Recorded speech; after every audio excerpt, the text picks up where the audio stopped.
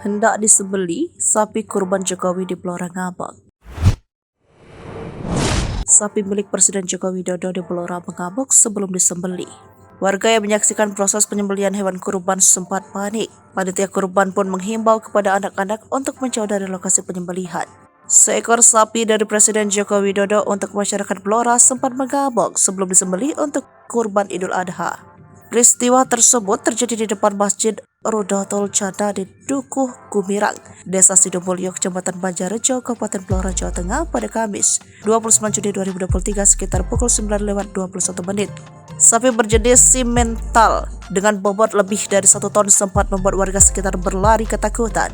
Pasalnya tali sapi sempat terputus. Setelah ditunggu beberapa menit, sapi tersebut kemudian dapat dikondisikan untuk segera disembeli. Sebelum peristiwa tersebut terjadi, sapi kurban dari Presiden Jokowi sempat menjadi tontonan masyarakat sekitar dari berbagai usia. Sekda Provinsi Jawa Tengah Sumarno yang juga hadir di lokasi mengungkapkan alasan Presiden Jokowi mengirimkan seekor sapi ke desanya pesepak bola Pramata Arhan tersebut.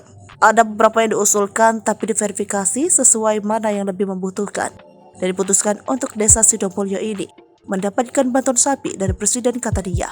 Sementara itu, Bupati Blora Arif Rahman merasa berterima kasih kepada Presiden Jokowi yang telah mengirimkan seekor sapi untuk dikorbankan di Desa Sidomulyo.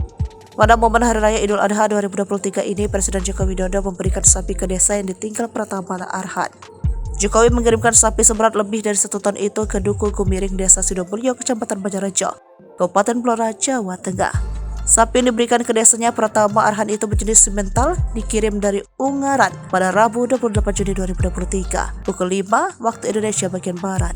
Presiden Joko Widodo mengirimkan seekor sapi untuk kurban ke Dukuh Gumirang, Desa Sidomulyo, Kecamatan Banjarejo, Kabupaten Blora, Jawa Tengah.